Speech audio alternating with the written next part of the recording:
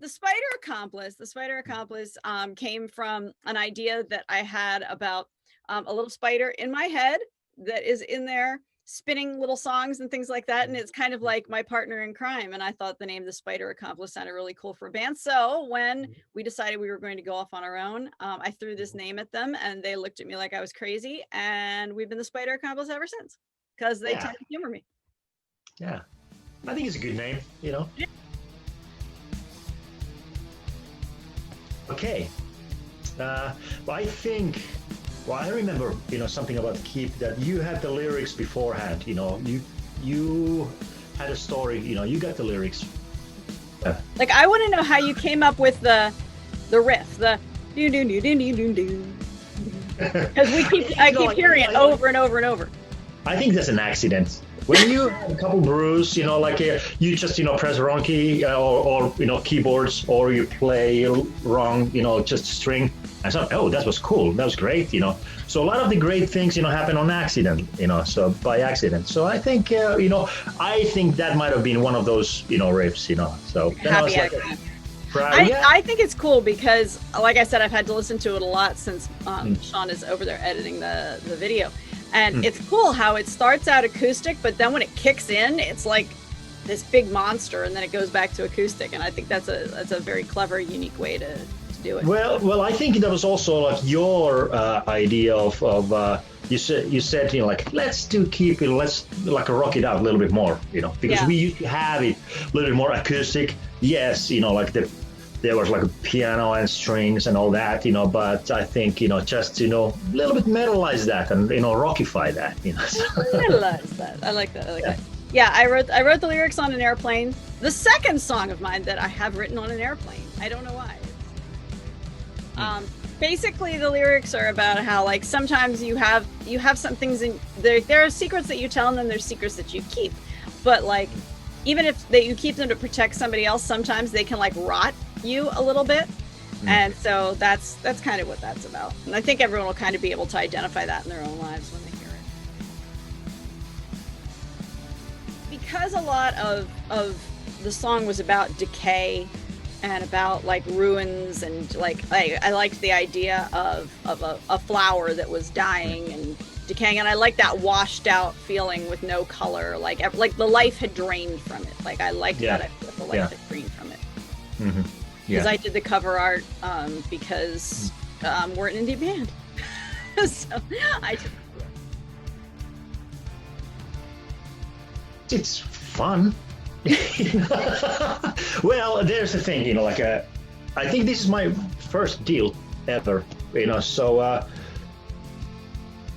being independent is tough. It's a rough, tough work, and all the time, you have to 360 degrees, you have to know everything, you have to do everything, which BK, you do a fantastic job, in our band, for doing a lot of that, so it is a lot of work right now when we have accomplished, so that's kind of cool, it's kind of the legwork is always, going to that direction also. Plus you get to meet all these great bands, and I can't wait after this pandemic is over.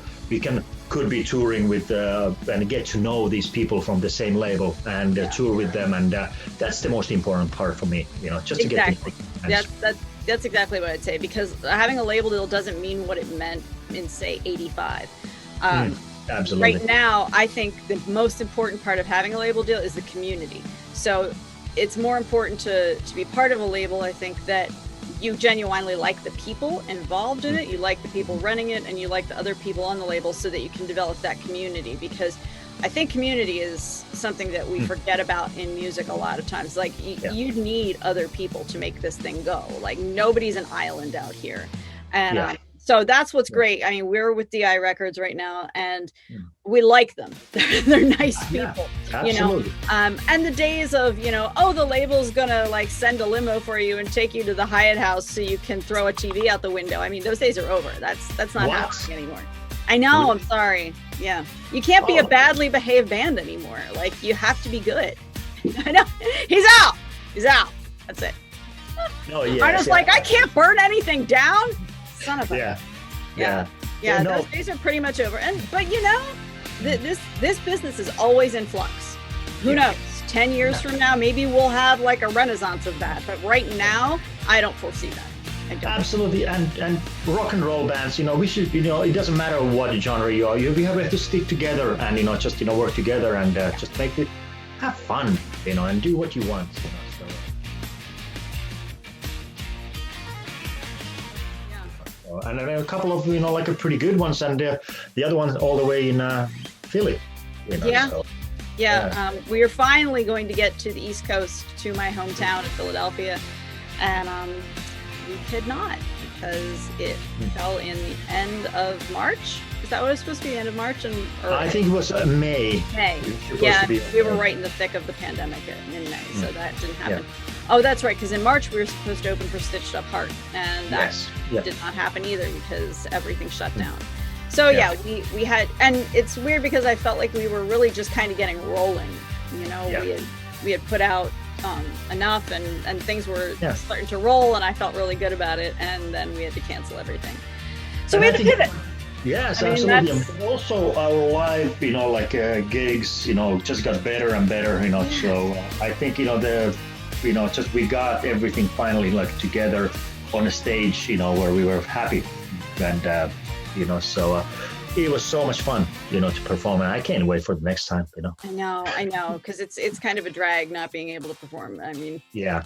I know it's like, obviously there's more terrible things going on in the world, but it's hard if you're a musician. This is what you do, and now we can't. So. Well, I think I don't know if there are so much about music. There are fantastic, people like playing instruments. Like those are getting better. They're fantastic guitar players, all genres, and I think just people who play guitar, I think they are definitely improved a lot, But I don't know, how about you? Do you think what kind of songs, and what kind of bands do you like, VK? New music. Let's see, new music that has impressed me. I'm really liking the new Archers album, Unleash the Archers. Okay. I'm listening to them a lot. I'm kind of having a weird power metal phase right now, because I'm listening to them and I'm listening to Helium Prime, and I'm really liking it. I'm finding that, I feel like there's hints of that we could incorporate into what we're doing, because I feel like my voice kind of lends itself well to that. Like I'm singing along and I'm like, oh, this is kind of where I sit anyway. So yeah, I've been really liking that. My husband is really into Harry Styles right now. So I try to be open to all of it. So I try to listen to all of it and take what I can from it. And you know what? The kid's not bad. Yeah. It's not bad. It's all right. So yeah, I do these things where I make my little smash up playlist of the month, and then I just listen to it and try to get inspired. So my playlist this month, January's playlist, is Unleash the Archers, Helium Prime, Harry Styles, Jim Croce, and Dolly Parton. Okay. Yeah. Cool. Well, let me tell you, when you put that on shuffle, it's a wild day. Yeah. That's hard to say. That's really hard to say. First, we need, the vaccines, and we need, 100% proof, that we can't infect anybody. And I don't know. It might take a while. It really might take a while, So will it be the same? Will it be the same? What do you think? I don't know. I mean, when I think about some of the bigger festivals and whatnot, where, everyone's kind of just scrunched together and drunk and stupid and and just having a good time, but not really drinking each other's beer, and nobody's thinking about, oh, I might get sick. Nobody ever thinks that, and now it's almost hard not to think that. And so I don't know how we're gonna, people used to love being in the front row, and when the lead singer would spit on them while they're singing, they're like, "Hey, spit on me!" It's like now they're like, "Oh my God, he spit on me! Holy crap!" So I don't know. Yeah. I don't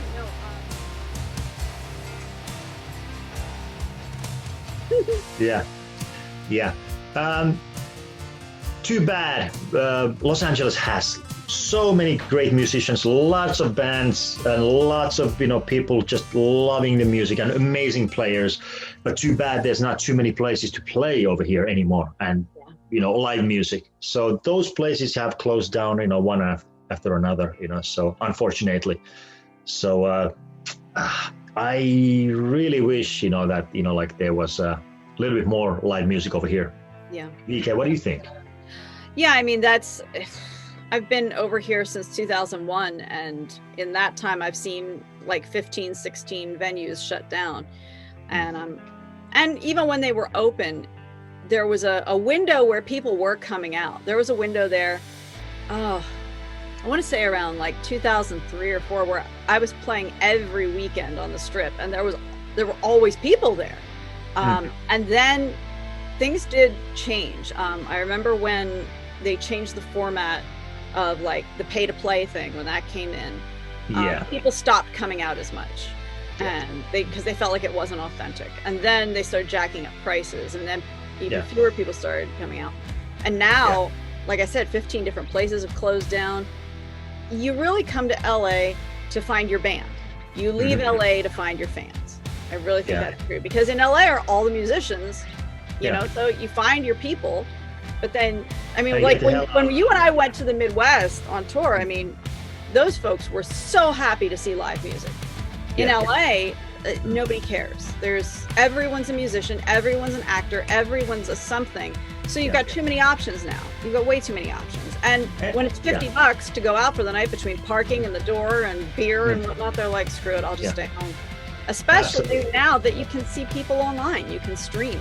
So, but that's what I'm wondering. I'm wondering after this pandemic is over, when people have been locked up for so long, if they'll just be so jonesing to get out and see live music that there'll be this big renaissance. Like, yes, I really hope so. And a lot of bands, during these times, getting connected, and hopefully there are places, there where you can go and play, and just, like get on tour, and I think people want to really see, like live music after all this. I think they will. Yeah, well, right now we're releasing music. Yes. Every 2-3 months, and with the video, and we try to constantly create something new and something interesting, and we never know what's the next song gonna be about, so it's kind of cool because we're not really confined by anything then. And like I said to someone, because they said, how is it working out, doing them one song at a time? And I'm like, well, we get the benefit then of learning from the one beforehand. We're like, okay, we learned this, how can we implement it? Instead of like doing 10 songs at a time, and it's like, okay, well, we learned a lot from those 10 songs, let's move on. This way you can really kind of give every song the attention it deserves, and then just do better next time, Yeah, absolutely. And I think we have been. I think we've been doing that. Yeah, absolutely.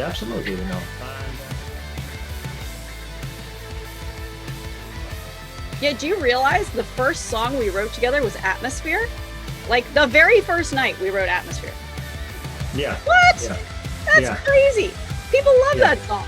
Yeah, absolutely. Yeah, exactly. Like I feel like if we after this is over, we can get like a little, even just a shitty little rehearsal space and just go in there 3 nights a week.